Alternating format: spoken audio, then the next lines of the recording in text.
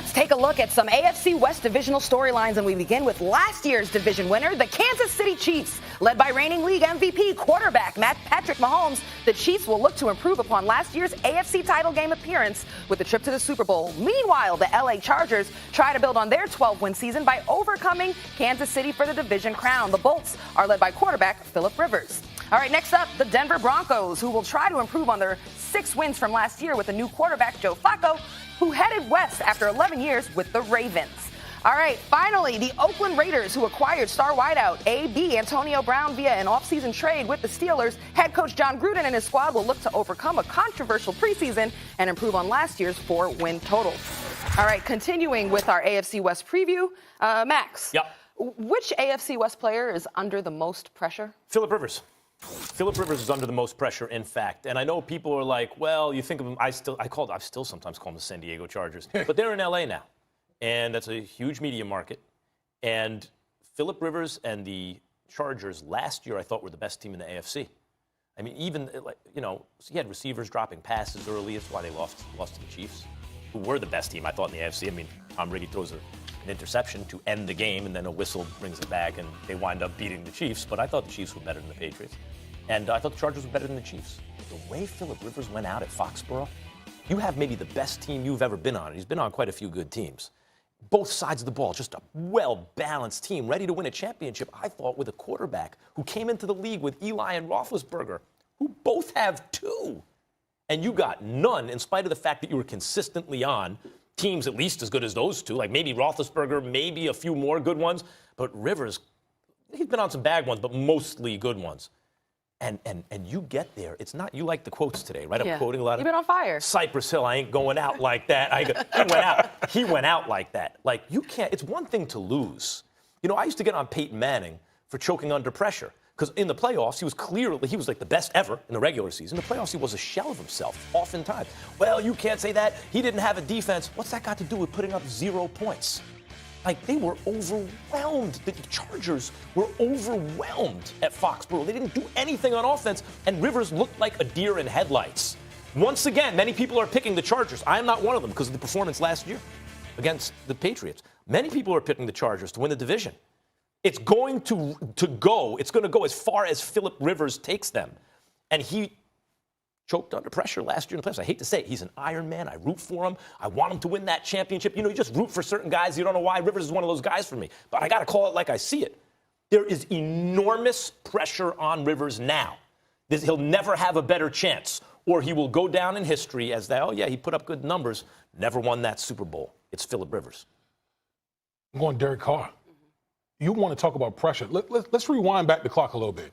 We're talking about, remember in 2016, the season that Derek Carr, people were talking about MVP. Derek Carr was having an MVP-type season before he had the lower leg injury that ended his career. And that was the end of the Oakland Raiders season. That just ended everything right there. So now you enter in John Gruden. Okay, they gave Derek Carr that big contract. I believe it was like $125 million. Okay, he's a franchise guy. He's just over the past couple of years, he's just going on to be a floundering quarterback at best at this point.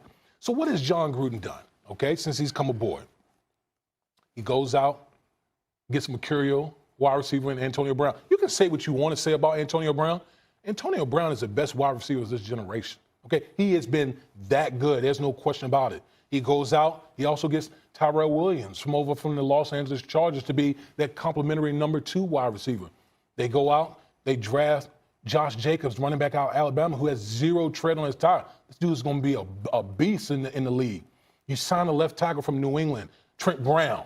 Okay, so if you're Derek Carr, or if you're the front office and you're looking at the situations like, okay, man, we've put everything around you. Like, there's really no excuse. We got the blindside protection. We got the guy to throw the ball to, who likes the ball where you like to throw it. We got a running back that can pound people now, okay? And not even to mention guys that they brought in on the defensive side of the football. So if you're Derek Carr right now, is not exactly giving you a vote of confidence either. No, he's not. Okay? And just looking at it from a macro perspective, they're moving to Las Vegas, okay?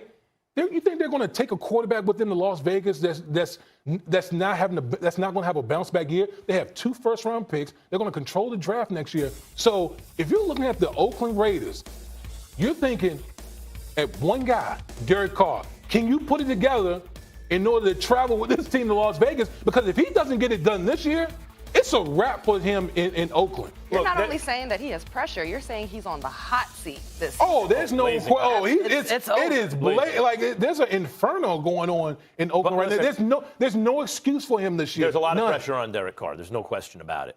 He went from a guy. Is he an MVP? He's the Andrew Luck was the young guy, and between we were talking about between Luck and Wentz. Just like now it's Mahomes, right? Oh, yeah. It makes them all look not as good. But between Luck and Wentz, Carr was the guy who like maybe he's the guy. He's fallen a long way. But to me, he's really still at the – can he be a franchise quarterback, or is he merely a starting quarterback, or is he a backup quarterback? But he'll have a job in the NFL if he wants one. He's already gotten his money. Carr got paid. He did. And we're really talking about what will his job description be, and there's pressure there. Phillip Rivers, it's not even an issue of that anymore. We know what he is. But what can he be? Can Phillip Rivers be that, like, what a championship does for a guy with Rivers' numbers? Rivers has the toughness, the leadership. He's put up the superstar numbers throughout his whole career. He looks like on paper, like a first ballot Hall of Famer. But we wouldn't remember Elway. I made the point yesterday. Had he not won the 2 championships at the end, we would the guys who don't. Drew Brees, take the championship away from Drew Brees. And what's the difference between him and Phillip Rivers, really? Right? Now, by the way, they made their choice. They chose Phillip Rivers over Drew Brees. Phillip Rivers is a Hall of Fame quarterback. Yes, he's a Hall of Fame quarterback. We don't talk about him like the Drew Breeses of the world, do we? And what's the real difference? They chose him over Brees. They had them both. Did they make a mistake? Yes or no? Like, how will Rivers be remembered? His whole legacy. It's riding on a championship.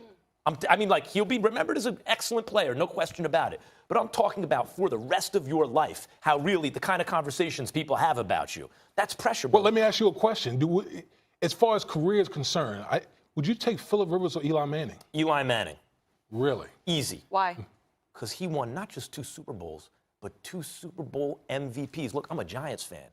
We had Rivers. He had moments. Hold up. I think, wouldn't you say that's really the thing about when we talk about Eli Manning? He's had moments. Because this is also the same guy. Wait a minute. This is also the same guy that led the league in interceptions, 3 times? Damien, as a fan. Okay, go ahead. As a fan. I'm a Giants fan, right?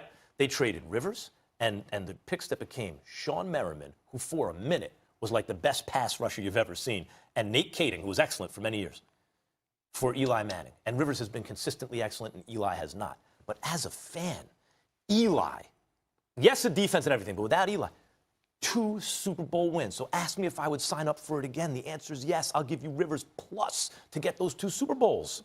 That's how fans see it.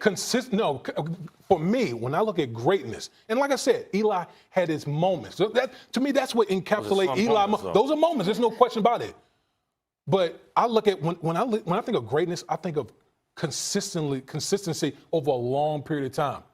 You can't honestly sit here and say that Eli Manning has been consistently better than Phillip Rivers. No, I can't. But I can say Eli Manning